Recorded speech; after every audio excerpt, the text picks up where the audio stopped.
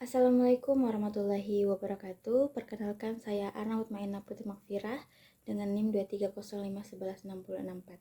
Baik, di kesempatan kali ini saya akan membawakan kasus Tanjung Priok 1984 untuk memenuhi tugas mata kuliah Demokrasi dan HAM dengan dosen pengampu Bapak Muhlis SPD MPD. Baik. Kasus Tanjung Priok 1984 dinamakan demikian dikarenakan kasus ini terjadi di Tanjung Priok pada tahun 1984, tepatnya pada tanggal 12 September 1984.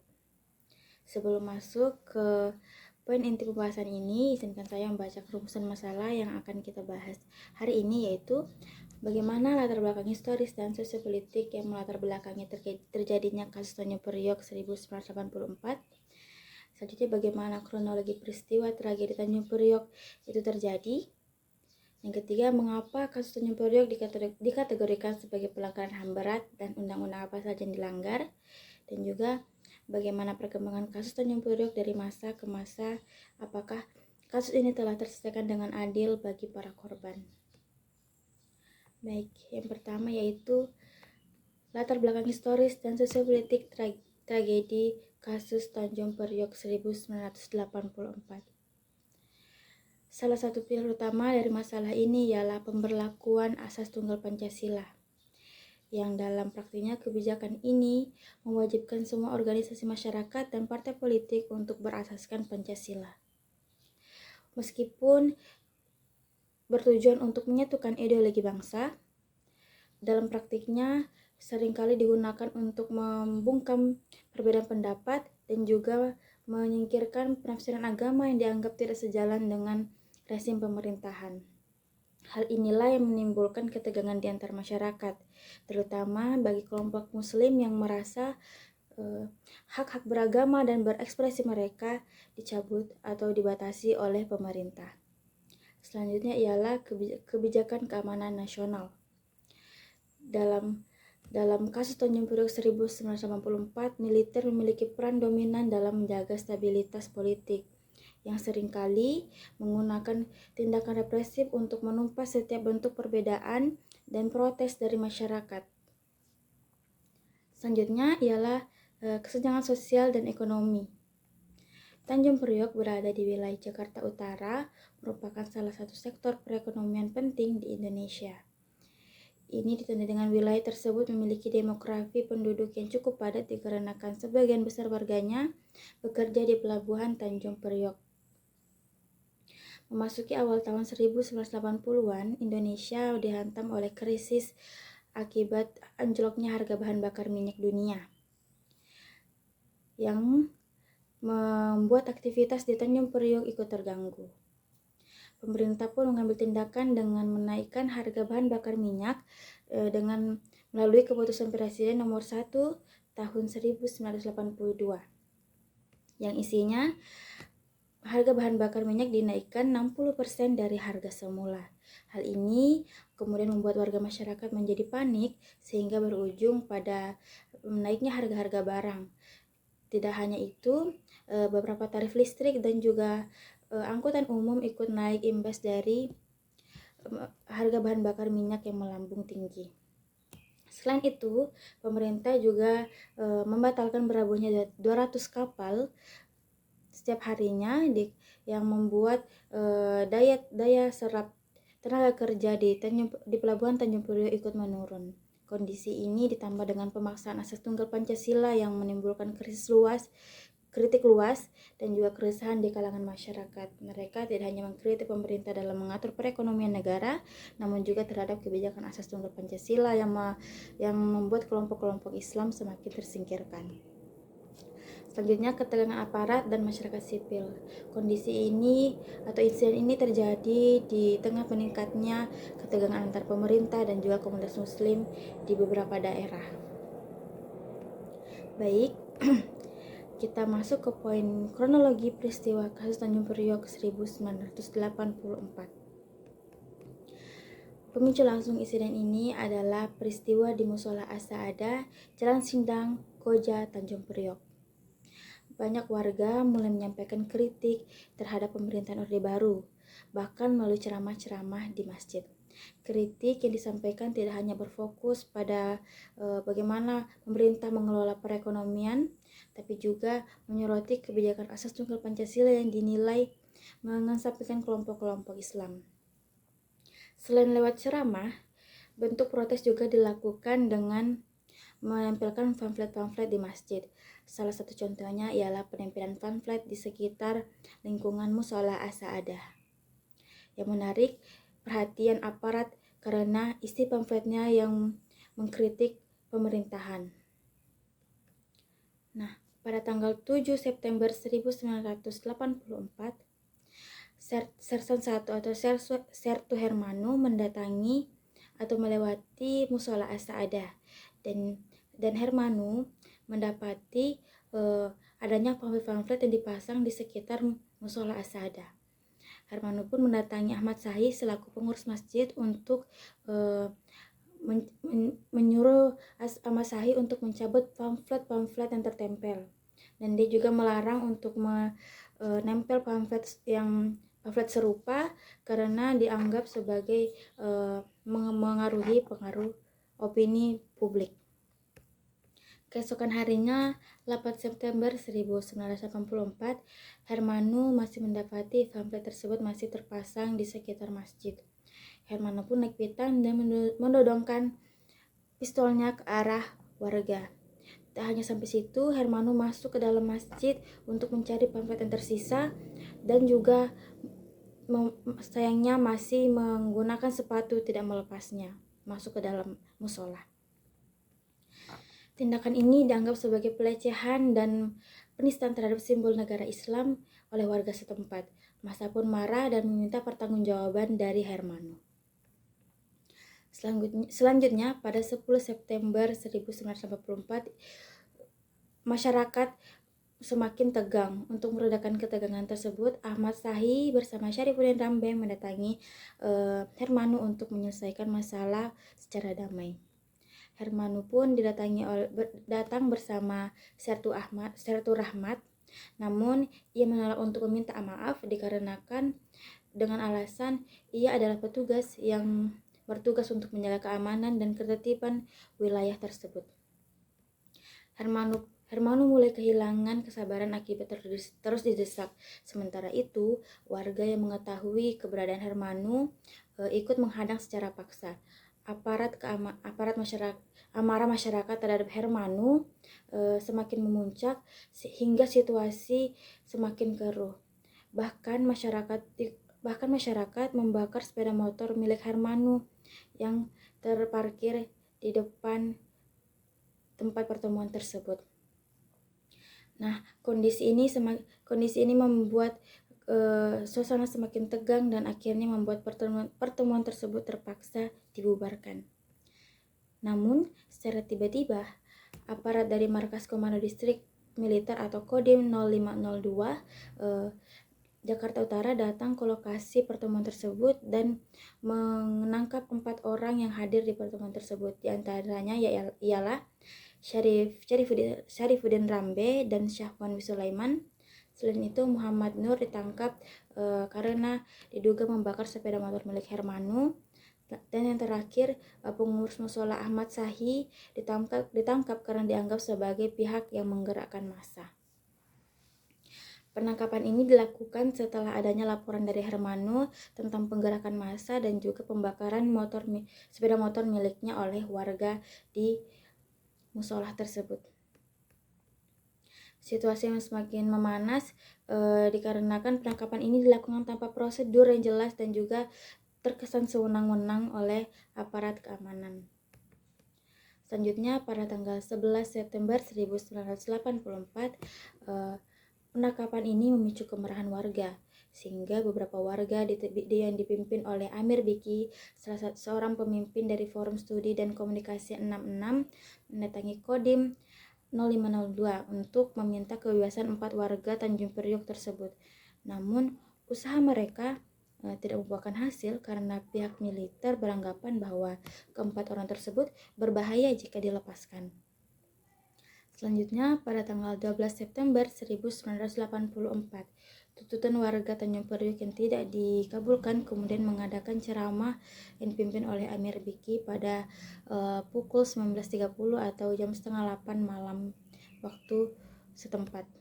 Kegiatan tersebut kemudian diisi dengan ceramah-ceramah yang menyinggung penangkapan 4 warga Tanjung Priok.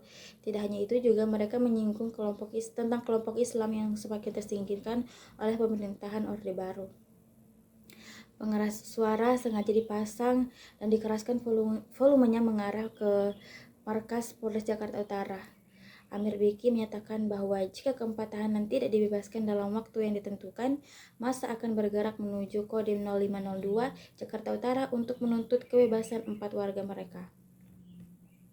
Selanjutnya, di tanggal yang sama pada pukul 10 waktu Indonesia Barat, ketika batas waktu ultimatum yang diberikan oleh Amir Biki tidak diindahkan dan tidak ada tanda-tanda kebebasan dari warga yang ditahan, massa yang telah mencapai ribuan orang tersebut mulai bergerak menuju Kodim 0502 dengan berjalan kaki di Jalan Yos Sudarso. Tujuan mereka jelas, untuk meminta kebebasan dari 4 warga yang ditahan. Selanjutnya ialah puncak tragedi, yaitu setibanya di depan Kodim 0502 Jakarta Utara, massa dihadang oleh pasukan militer yang bersenjata lengkap yang telah bersiaga penuh. Pasukan tersebut terdiri dari anggota Koramil, Kodim, Komando Rayon Militer atau Koramil, dan juga pasukan dari Komando Cadangan Strategis Angkatan Darat Kostrad yang diperintahkan untuk mengamankan situasi yang tidak terkontrol. Ketika massa bergerak, situasi makin tidak terkontrol ketika masyarakat bergerak secara paksa. Aparat yang mulai kewalahan menembakkan tembakan peringatan ke udara, namun yang tidak berhasil menghentikan amukan warga.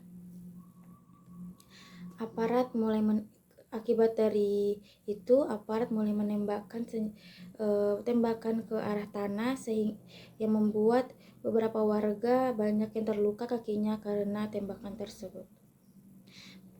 Singkat cerita, banyak dari mereka yang jatuh tersungkur dan tewas di tempat.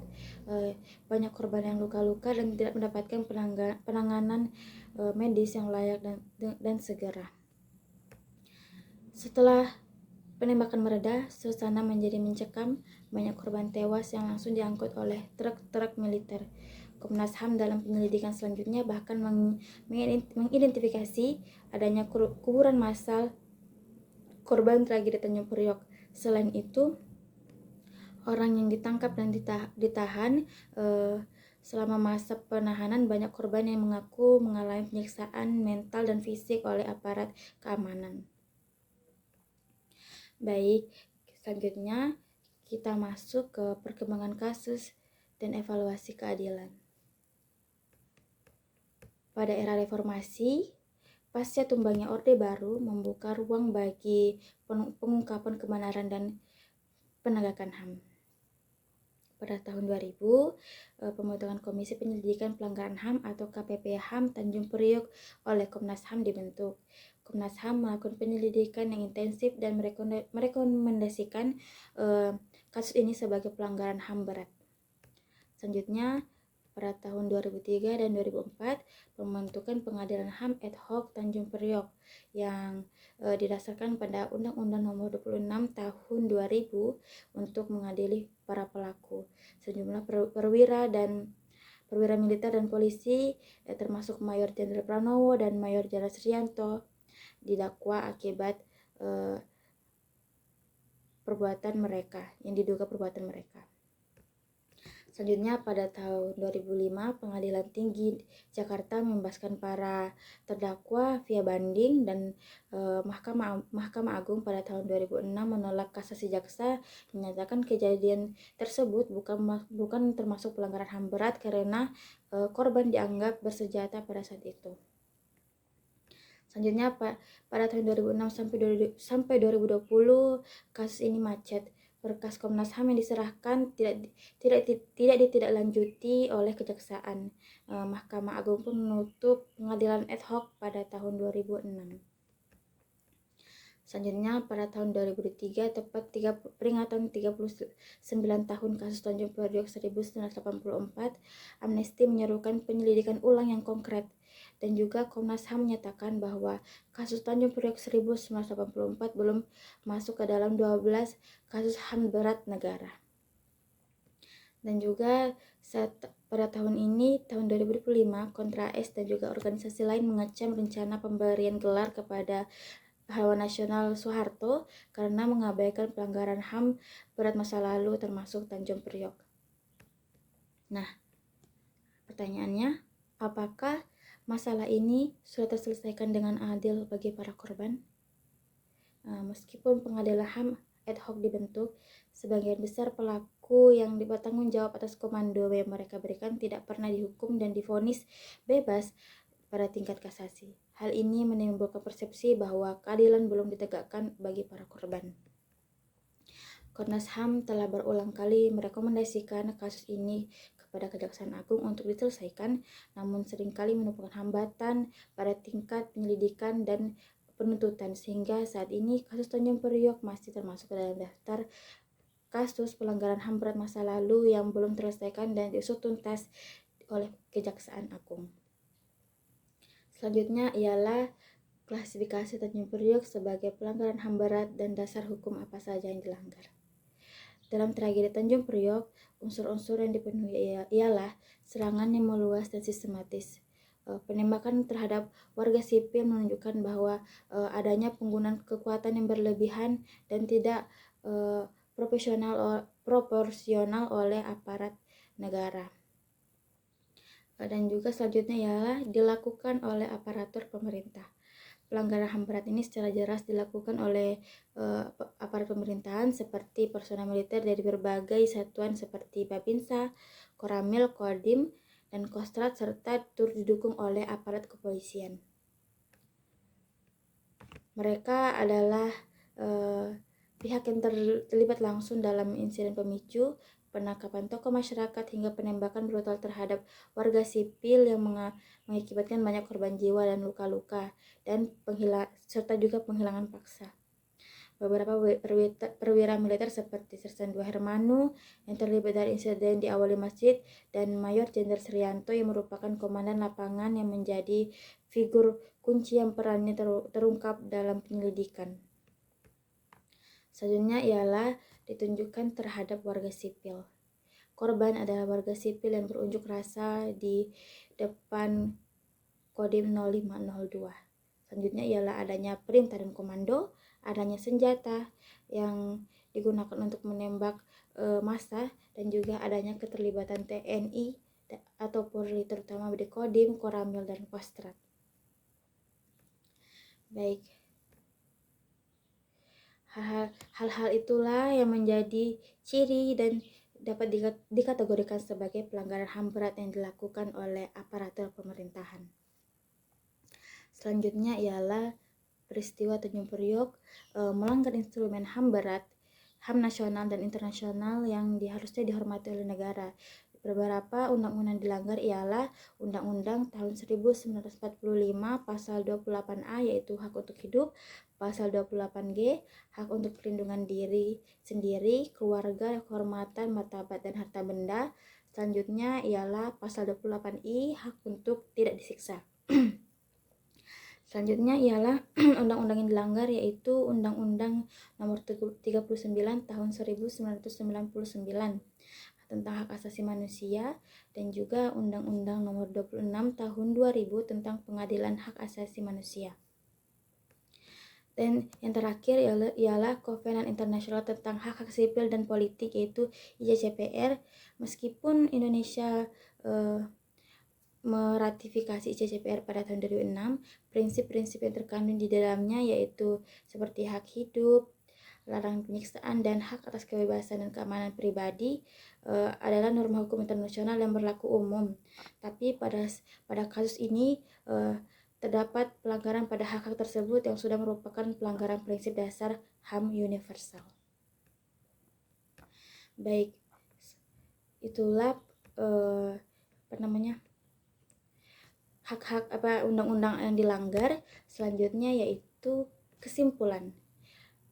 Tragedi Tanjung Priok 1984 adalah salah satu babak kelam dalam sejarah Indonesia yang secara umum mengidentifikasi adanya pelanggaran HAM berat dalam sejarah hak asasi manusia yang berupa kejahatan terhadap kemanusiaan dan juga penembakan secara brutal kepada masyarakat.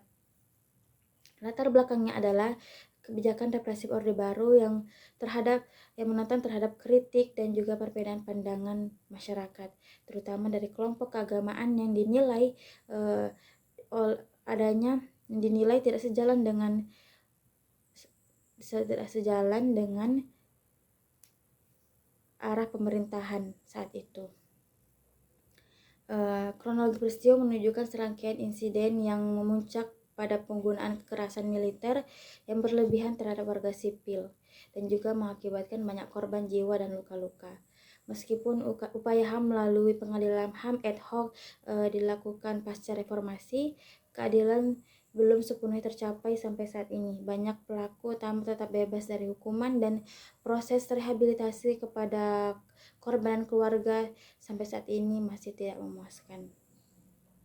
Baik, segitu saja yang bisa saya sampaikan. Jika ada kata-kata yang kurang berkenan mohon dimaafkan. Wassalamualaikum warahmatullahi wabarakatuh.